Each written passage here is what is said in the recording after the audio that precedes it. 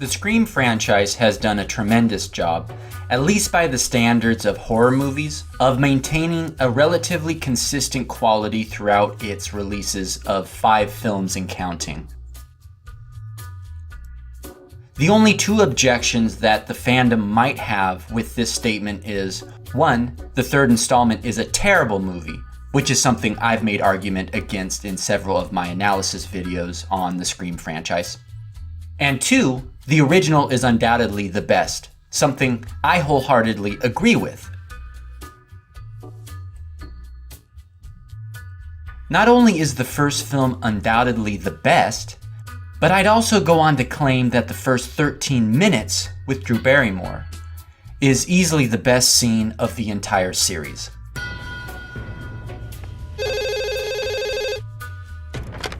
Hello? Hello? Yes? Who is this? Who are you trying to reach? What number is this? What number are you trying to reach? I don't know. Well, I think you have the wrong number. Do I? It happens. If you show a random person on the street a still image of Drew Barrymore wearing a blonde bob cut wig and holding a phone to her ear, not only are they going to know it's from Scream, there's a good chance they'll know it's from the beginning of Scream. That scene alone ranked number 13 on Bravo's list of the 100 scariest movie moments. Well, I'm getting ready to watch a video. Really? What? Oh, just some scary movie. You like scary movies? Uh-huh. What's your favorite scary movie? Halloween. You know, the one with the guy in the white mask who walks around and stalks babysitters? Horror was considered a genre of subpar movies. Scream turned this around with a mixture of talented cast and crew, who had a love and respect for scary movies, and some lucky timing. When Scream was released in 1996, even horror fans were a bit fatigued by the genre, never mind what the critics had to say. That was so fucking stupid. Pure horseshit. The death of horror right here in front of us. To further challenge the horror recipe, Scream had a cast of familiar faces. Neve Campbell and Courtney Cox were recognizable from Party of Five and Friends, respectively. But then there was Drew Barrymore, who most people knew. You never told me your name. Why do you want to know my name? I want to know who I'm looking at. Barrymore was the big name of this movie. Instead of having a bunch of unknown actors being chased by a familiar maniac for the umpteenth time, Scream consisted of familiar actors being chased by an unknown maniac for the very first time. And what happens right at the beginning, as we're introduced to our star? The unknown maniac kills the shit out of her. Some kind of joke? More of a game, really. Can you handle that? Can you see me? Listen, I am 2 seconds away from calling the police. They'd never make it in time. We're out in the middle of nowhere. Who's there? You should never say who's there. Don't you watch scary movies? It's a death wish. Might as well just come out here to investigate a strange noise or something.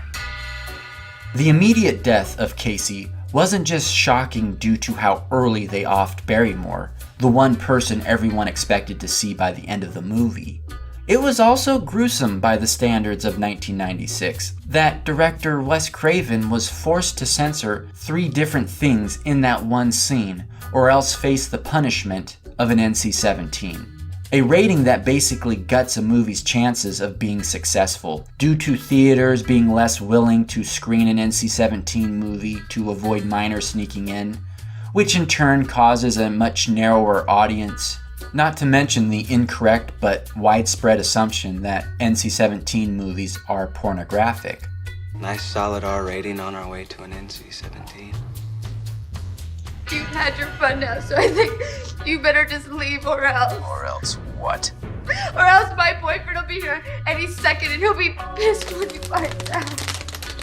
He's big and he plays football and he'll kick the shit out of you! I'm getting scared. Shaking in my boots. So you better just leave. His name wouldn't be Steve, would it? Craven was a genre veteran when he came to Scream. In fact, he turned down the project several times when it came across his desk, unsure about returning to the slasher well. He often felt ambivalence about his scary movie tag, which was decided for him by his exploitation beginnings. The combination of a great script and Barrymore's involvement caused him to reconsider.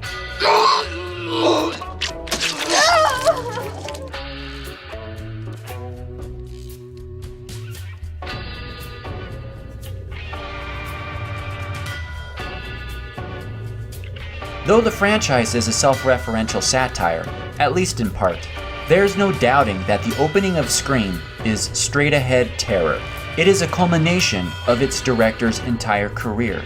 The verifiable moment a B-movie auteur had developed to the rank of a master.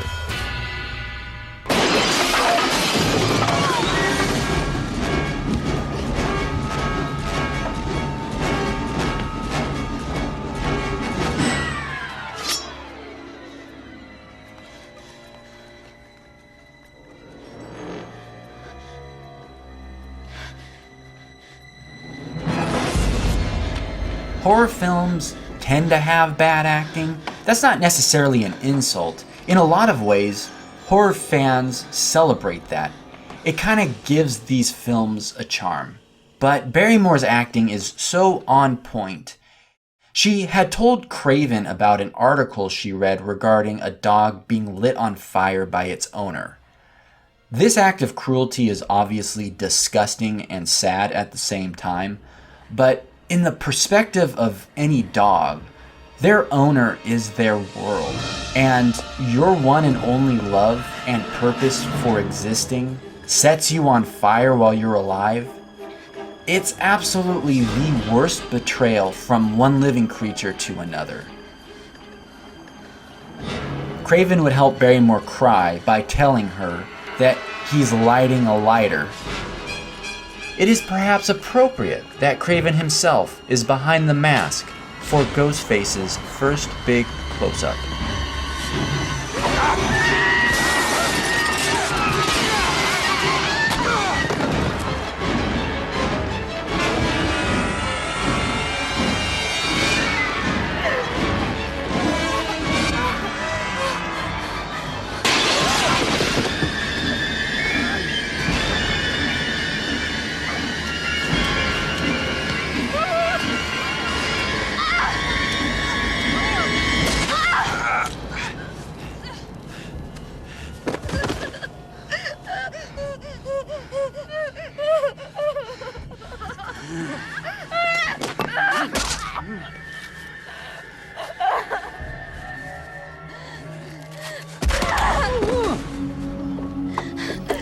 This is about the time the audience just starts to sit there with their mouths open, feeling raw terror.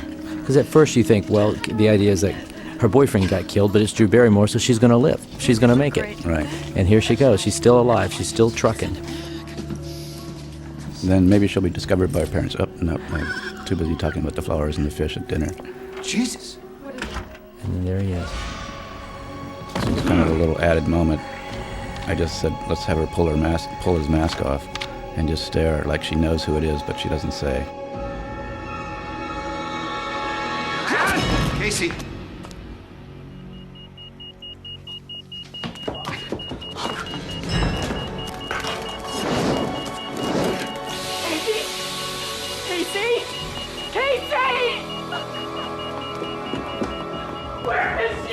Police.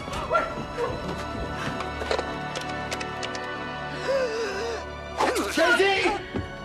Casey, you upstairs? Casey, baby. She's here. Oh my God, I can hear her. Where is she? Oh my God, I can hear her. I want you to go down the street to the Mackenzie's house. I want you to tell them to call the police. Drive down to the Mackenzies. No, my daughter. Let's go. No, my daughter. Call the police.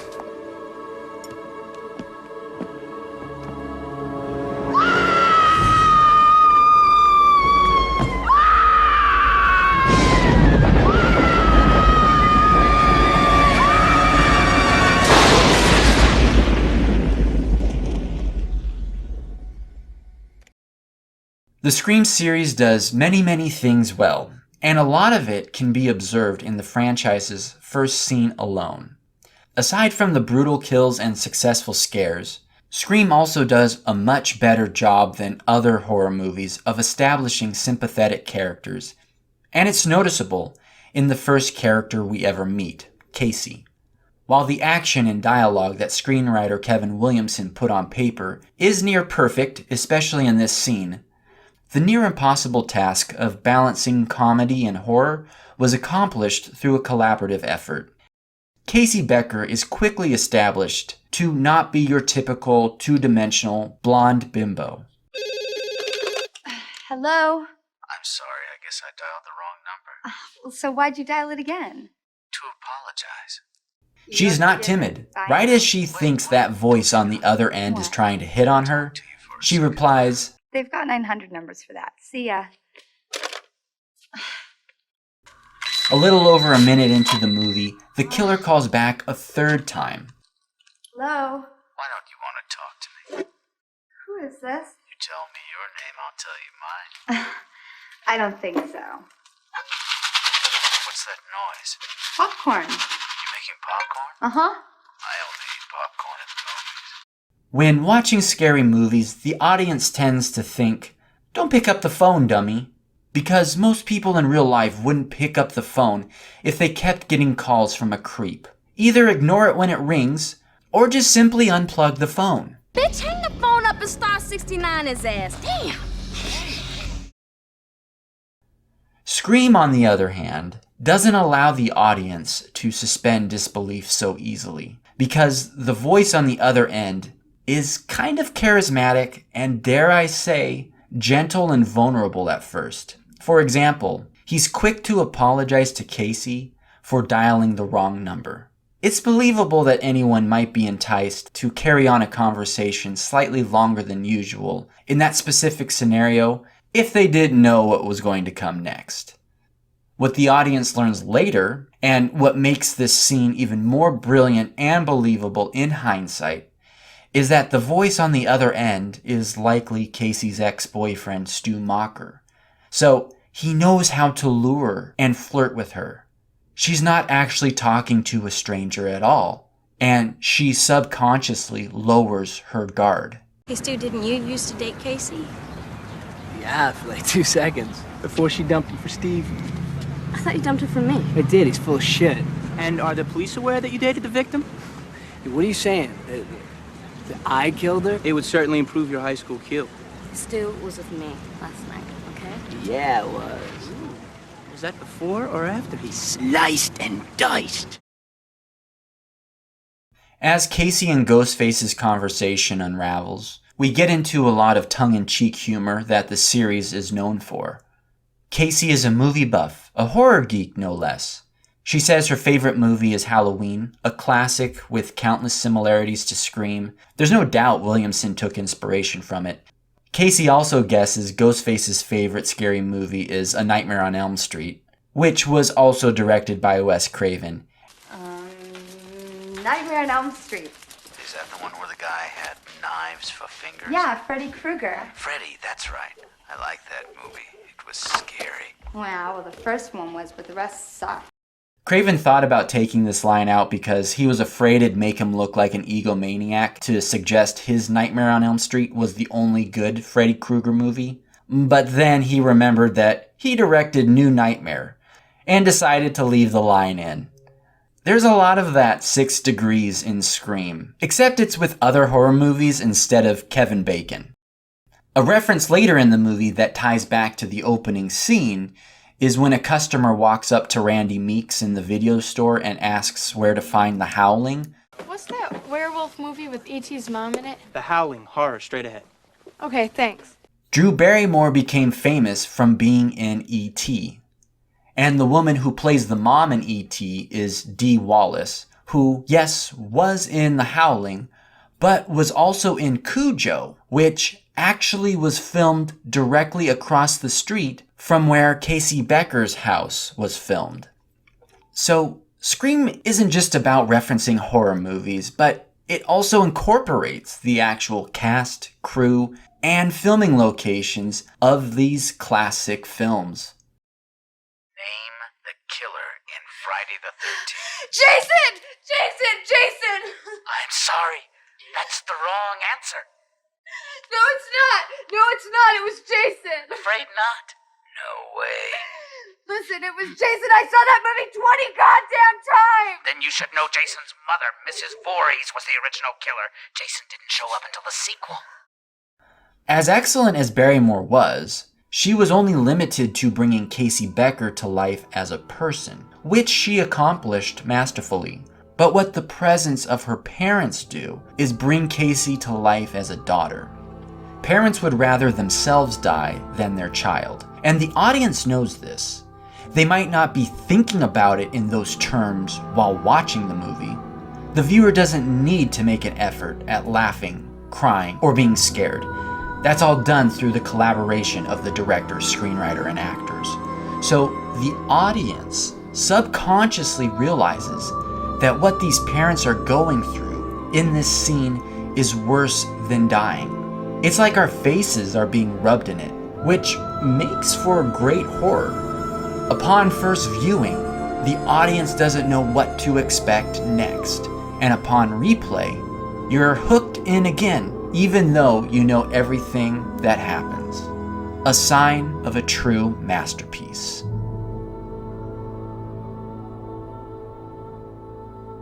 Are you suggesting that someone's trying to make a real-life sequel? Stab 2? Who'd want to do that? Sequels suck. No, come on, man. Oh, please, please. By definition alone, they're inferior films. It's bullshit generalization. Many sequels have surpassed their original. Oh, yeah? Name one. Yeah.